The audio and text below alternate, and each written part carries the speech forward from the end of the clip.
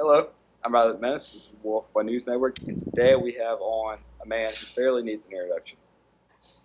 The senior stats and info guy for the soccer/Olympic department of ESPN. Paul Carr, the man who blows our minds. Paul, how you doing? I'm well, Riley. It's good to be with you. Yeah, I'm glad to have you back. We had you on once before, and we had to scrap the audio because of some issues, but appreciate you really making time for us again. No problem. What do we got? Okay, so growing up in Kansas, and I just forgot this question during the pre-show. How were you exposed to soccer and made you want to pursue a career in the numbers? Sure. And I played soccer like almost every kid until about junior high, and that I wasn't very good, so I stopped. And then my first real exposure to the game in the sporting sense was the '94 World Cup. It was in the U.S. I was in junior high. Uh, I grew up in a big household that was a big fan of the Olympics, so the international flavor of that kind of carried over to the World Cup. Really got into that. You could see games. The U.S. did relatively well, so that was lots of fun. Uh, but MLS didn't exist yet. It was still 2 years away. So it showed up. I lived about an hour from Kansas City, so didn't really get into MLS right away. It was just a little too far. Just hadn't quite caught on yet. '98 World Cup rolled around. So that again, I was all in on that. I was waking up at whatever, whatever in the morning to watch all the World Cup games from France. And then I'd say it really started when I went to college, which was right after the '98 World Cup. Uh, went to Wheaton College outside Chicago, Division III, had a really good soccer program. They just won a national title. There was a good culture of fan support at games. I started doing radio and newspaper and traveling with the team. They would always watch European tapes on the bus, so I got to see a lot of games, a lot of highlight reels. I had a couple buddies who had lived in Europe, and I would bug them with questions. I didn't know anything about how the European system. Why are they playing these different competitions? And they just play this team. Why are they playing them again? Well, midweek games. Why are they playing teams from other countries? So bug them all the time for a couple of years. And that first year was also the year Manchester United won the treble. So that kind of helped me figure things out and all that. So over those years, a lot of playing FIFA. The World Cup came around after I was out of school in '02. I was waking up at 1 in the morning to watch the games from Asia. So all of that. And then that's really when I started watching a lot of Champions League. And then slowly but surely just kind of picking everything else up. I couldn't really watch the Premier League until like about 10 or 15 years ago, just like wasn't available. But it picked all that up. Moved back to Kansas, got into MLS more. And so it all just kind of ramped up after that. So when I came out to ESPN, I had to learn it on a whole different level of research, which is a different animal because researching soccer can be tough. It's different finding the information when you just want it sitting on your couch compared to when you want it, and I'm going to give it to Bob Lee and he's going to say it on the air in 30 seconds. So that was a whole different level of learning what's reliable and how to use the stats and things like that. So that's kind of the short version, or maybe not so short version, how I fell into soccer.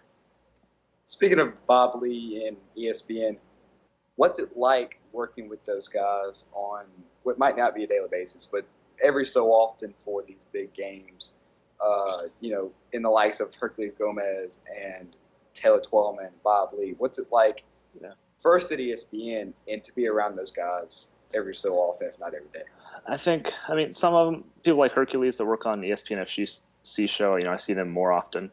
The special thing about like the Bob Lees and when we have, we put a set at US qualifier or something, especially about that is that we don't get to do it that much. So it's people who, sort of work together at times, but we all come together. And what I think makes the soccer teams at ESPN a little different than some other sports sometimes is that almost everyone who's working on soccer is doing it because they love it.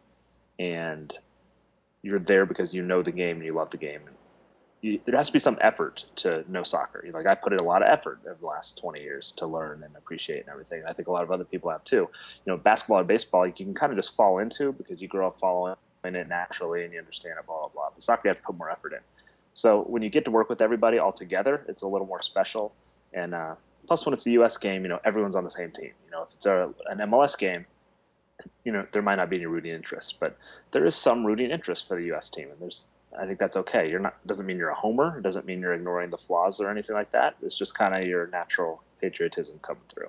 So that's kind of what's special about the U.S. games when everyone gets to come together and work on that. Just out of curiosity, was the 2010 World Cup in Johannesburg, or the set in Johannesburg, was that the first World Cup of ESPN? That was the first one I worked for ESPN, yeah. Yeah, Yeah. it was the first one that we did on site to that degree. You know, they had people on site in '06 and '98, but it wasn't, a full-fledged set with that many analysts and whatnot. So it was the first one I got to go to.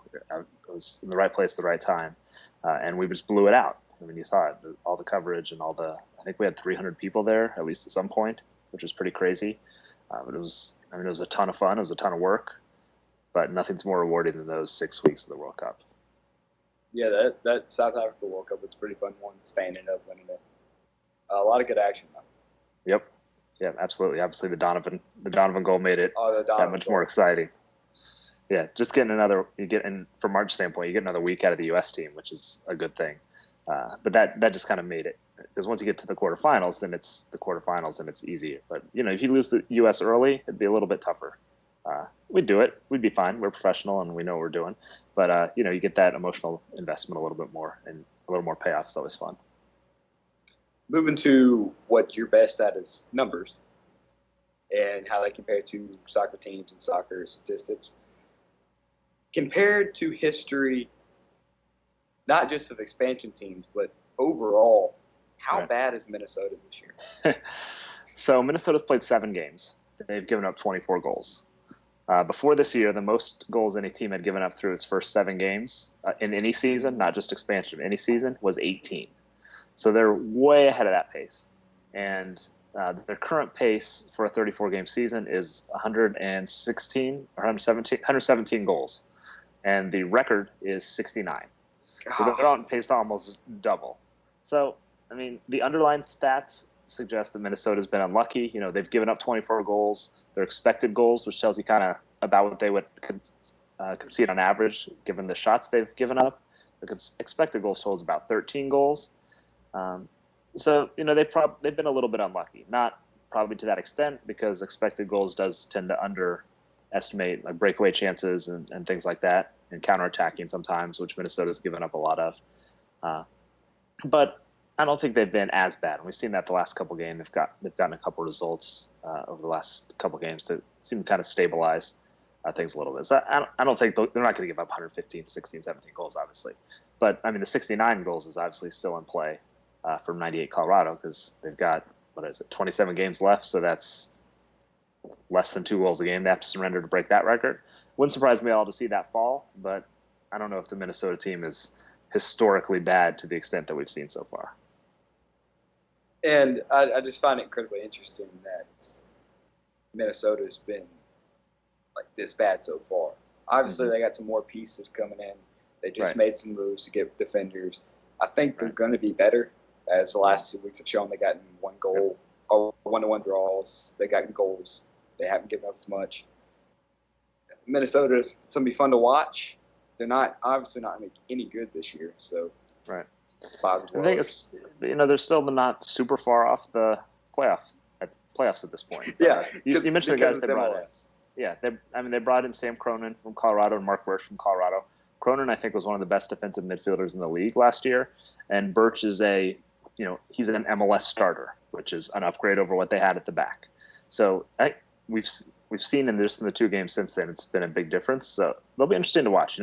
If they're around the playoff picture in September, that wouldn't surprise me too much, just based on the last couple games. But you never know. Well, Minnesota really needs some fullbacks. Yep. Yeah, they got to protect those wings better, but they're learning. It's going to be fun. Yeah, coming over from NASL is really hard to upgraded level of talent, because you're not playing the Tampa Bay Rowdies and the FC Cincinnati. You're playing the New York Red Bulls, NYCFC, David Villa. So it's gonna be fun to watch them transition and grow. Yep. Same thing with they didn't go the Atlanta route, where they brought in talent that was a little more proven at a higher level. That the talent seemed to be there was more of a question with Atlanta, how are the pieces all going to fit together? And as we've seen so far, it's been pretty well. Minnesota kind of went a little more of a slow curve that I think was early. It was a little slower than they wanted and anticipated, and now they're trying to rectify that. So different ways of going about it, but they're both kind of working to different extents so far. And the question is, how is the 2 different styles of making their own MLS team going to take place, not only just over this year, because Atlanta's obviously better than Minnesota right now, but in Yep. 5 years. Right. It's just a matter of waiting. Right. That's the cushion you have when there's no relegation. If you're promoted to the Premier League, you don't have a season to kind of figure it out because you can get sent right back down here. The nice thing from their standpoint is you've got a little bit of time to sort it out without fear of getting relegated or something. So yeah, it is a bit of a long game, and it'll also be interesting to see next year when LAFC comes in. They're talking a big game right now. We don't know what they'll do. I think everyone assumes it's going to be a little more Atlanta-like, but we'll see. If they're going to try to get a Chicharito or an Ibrahimovic or someone like that, it wouldn't surprise anybody. But their method, and then whoever, just all these expansion teams, they slowly trickle in. How they choose to go about it's going to be really fun to watch. Moving to Europe, they don't really have expansion teams. Nope. They have promotion relegation, which is kind of the same thing, sort of. Leicester City. Yep. Obviously, they are on a tear right now, and that brought the question to light. Did Leicester City overachieve in the Champions League? Yeah, probably. They got a nice group. Their group was not extremely difficult. You could have made a case. They're pretty clearly even going in, I think, one of the top two teams in that group, and they got through. They were a little lucky against Sevilla, probably, to get through that one, but they also played their game to perfection. That's kind of what they do. They play tight. They didn't concede one more goal when they were away. That would have been just about fatal. And then they were able to lock it down at home. So they did what they do, and they did it pretty well. And they gave Atletico a run. It was kind of, in a way, it was a good opponent for them because Atletico usually isn't a team that's going to blitz you like a Barcelona or Madrid or Bayern or whatever. So they were able to hang around, and they got a little bit close in the quarterfinals as well. So yeah, they probably overachieved a little bit, but they also made the most of their opportunities. That's part of the story too. It's the old cliche: you can only play who's in front of you, and that's what they did. And they took care of business. So yeah. Go ahead. I was just going to guess your next question is probably just looking at how they've done in the Premier League the last couple of years. And I think, last year, were they the best team in the league? If you look at some of the underlying numbers and even the goals type at the basic level, they're probably like sixth best overall for the season. But a lot of those really good teams underachieved, and Leicester overachieved a little bit. And it was a season that didn't require as many points as usual to win. And they took advantage of that. And when it got to crunch time, the last couple months of the season, they did exactly what they had to do. This year, it was kind of the opposite. Were they ever really like a relegation threatened team? Not really, based on the numbers that you look at. They were just kind of unlucky. They weren't finishing well. They were losing 1-goal games, which they didn't lose almost at all last year.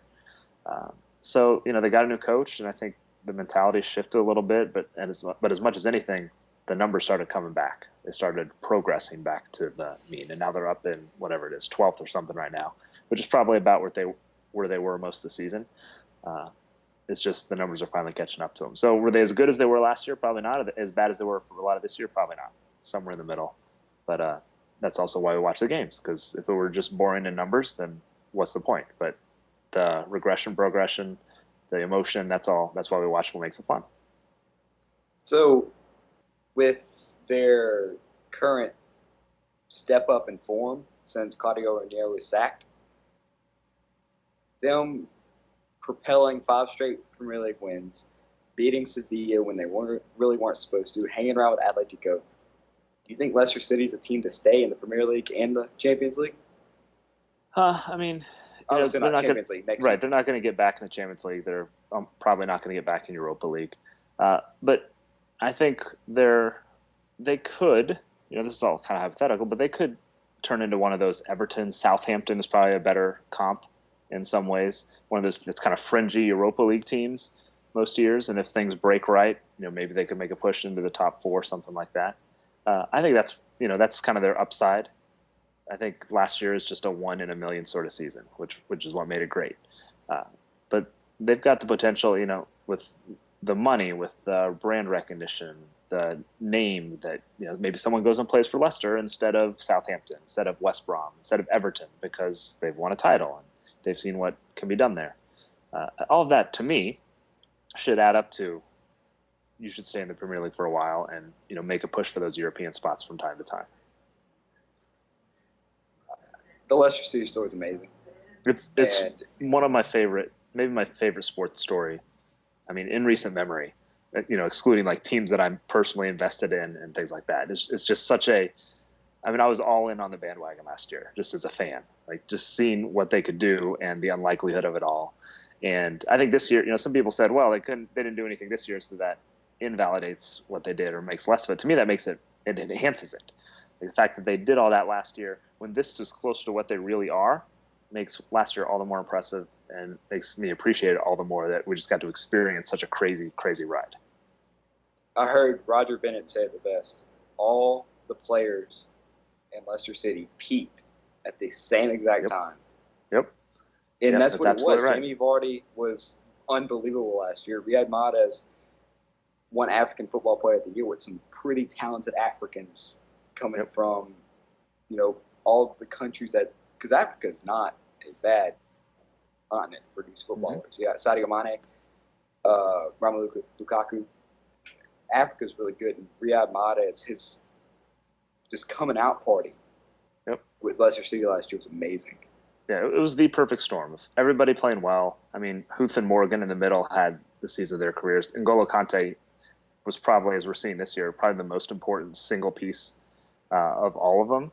And, they got him out of the second division in France. So, there's a little bit of skill in what their analytics and scouting teams saw to be able to get the Mahrezes and the Contes pretty cheap.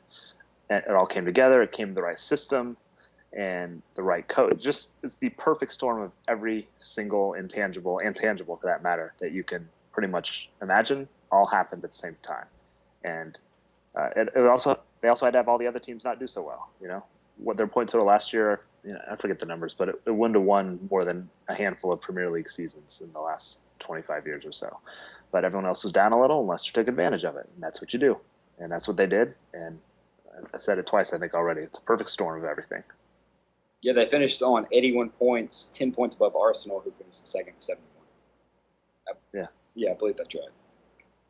Yeah, 10 points clear by the way. That's you think of them. No, they squeaked it out. They won by 10 points. I mean, things changed a little once they had it wrapped up, but that's still pretty crazy. Yeah, it really helped that Tottenham was Tottenham, which hurts me because I'm a Spurs fan. So. Yeah, sorry. Moving on to the Final Four of the UEFA Champions League: Monaco, Real Madrid, Atletico Madrid, Juventus. Not exactly the Final Four we all thought we would see. Obviously, the two Madrid teams were in the final last year, but Monaco and Juventus kind of not surprising for Juventus at least. Monaco just kind of out of nowhere. Yeah, really easy path. Yes. Who is projected to move to the final based on the Soccer Power Index?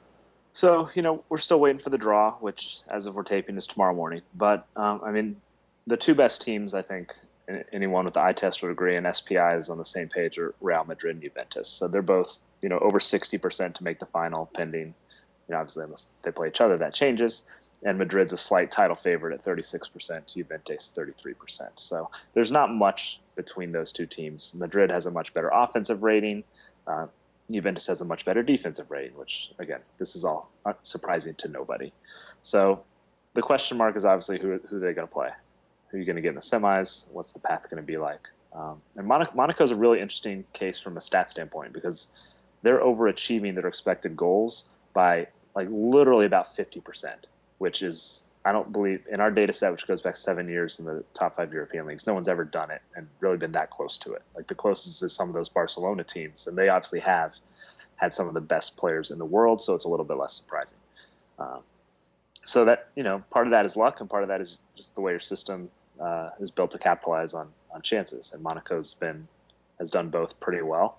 So, they'll be fun to watch. We saw them against Dortmund. They hung 6 on Dortmund over a couple legs. So they're going to be fun to watch no matter what happens. How good they are, how lucky they are, there's some debate and wiggle room for debate there. But they're not a fluke per se based on what we've seen this season, but the numbers they're still blowing the curve out right now.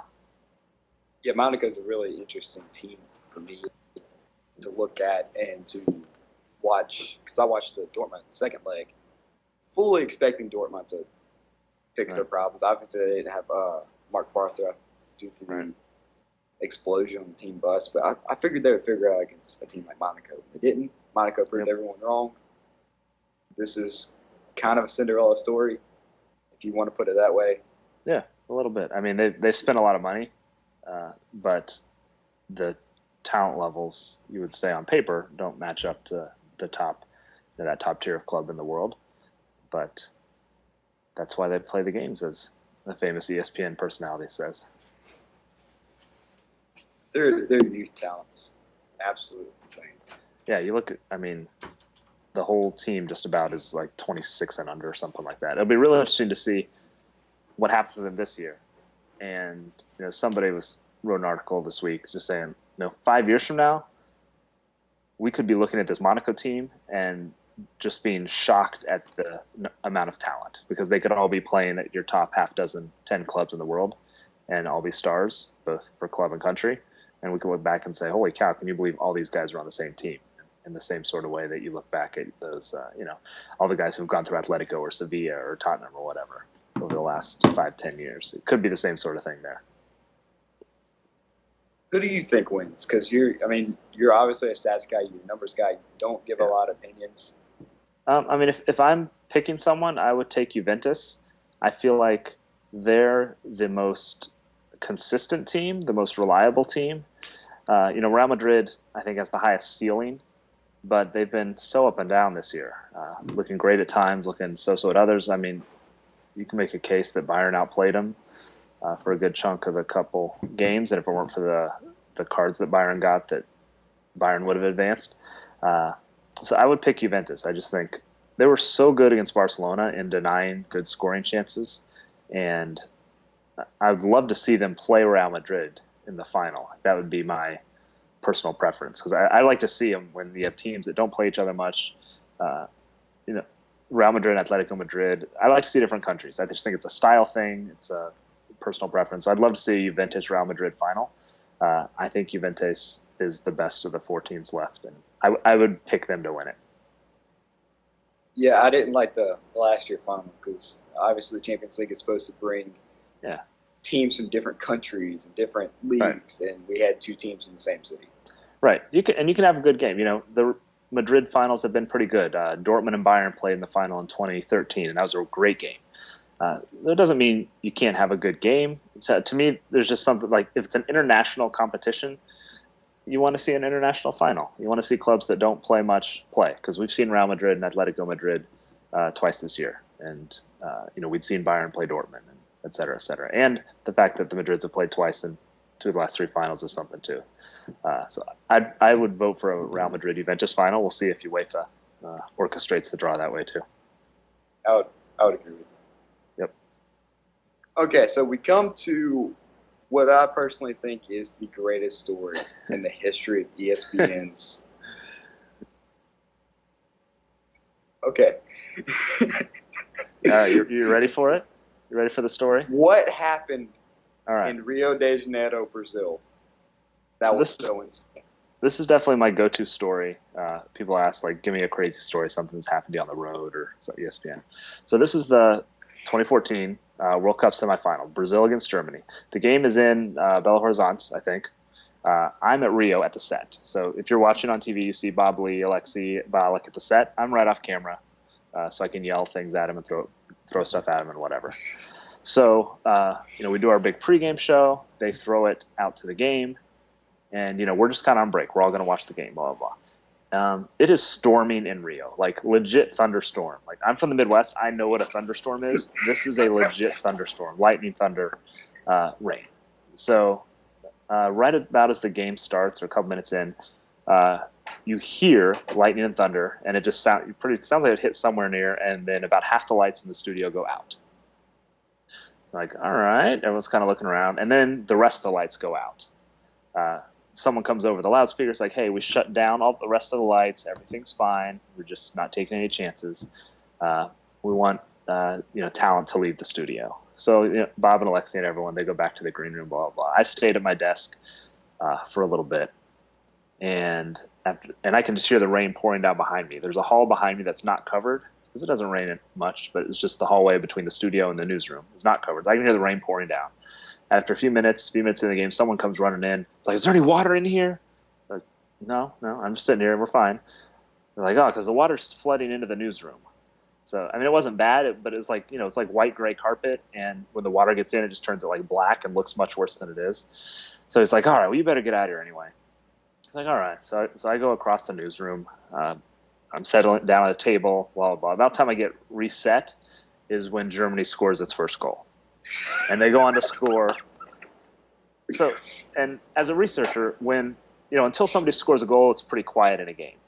So you're kind of like, all right, someone scored. All right, let's find out. I don't remember which goal it was. They're like, all right, has that, so I started digging things around. And before I can dig any other note out, Germany has another goal. And it's like, okay, so what's cool about this? Well, it's a couple of goals quickly. Brazil giving up 2 goals this early on. And Germany's got a third goal. And so they scored 5 goals in, I think, 16 minutes, which is just the most insane thing. So usually, a lot of times, it's the problem with soccer stats is, there's not a ton going on. So you're desperately trying to find something that's interesting. This is the complete opposite. It's stat overload. It's trying to figure out which of these 40 stats that I and my team are putting together is the best thing that I've got to go give to Mike Tirico and to Alexi so they can talk about it at halftime. And then, oh, by the way, where are they for halftime? Because we can't do it. We're not using the studio. So we're trying to figure out, okay, where are they going to be? It ends up they're in the closet around the corner. Where can I print to? Because I can't print to the studio to anything. So I have to, where am I printing to? I have to go get it. I have to get to them.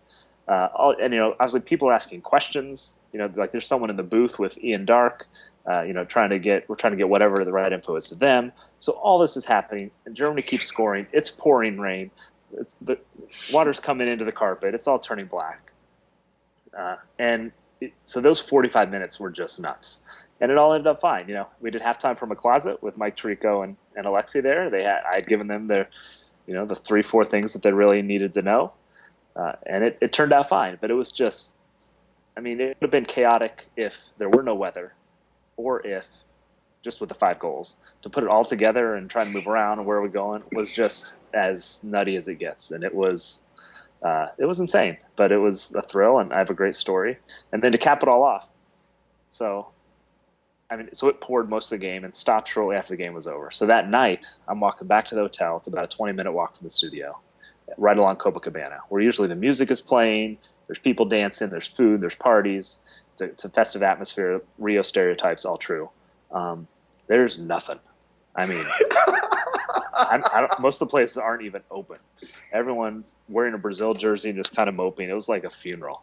But it was, I don't mean this in a bad way, but it was a really cool experience and a very kind of therapeutic experience just to walk back down that beach at the end of the day and just seeing how much that country was affected and how much they were into it. It was a really nice cap to what was just a nutty day, and just kind of let it all out. Because you're as exhausted as they are at the end of the day, and that was a really good way to cap it off. So there you go. That's the greatest story. It's nuts. It's the perfect storm. Yep. Yeah. To reference your Leicester City thing. Yeah. Everything happened at once. When it's in the moment, I don't think I totally realized. Like in the moment, you're just trying to find the best stats and make sure the right people have what they need, and just do your job. But just that walk back. The hotel, I just remember so vividly. I was just like, holy cow, what just happened? That was nuts, both from a work standpoint and the fact that Brazil just lost 7-1 in the World Cup semifinal, all of that. So it was that's going to be a tough story to beat for my ESPN experience. Oh, that's just tremendous. That's absolutely insane. Yeah. So they just did it from a closet? Yeah, they had if you remember, they had Men in Blazers were doing their segments from Rio. It was from their panic room, as they called it.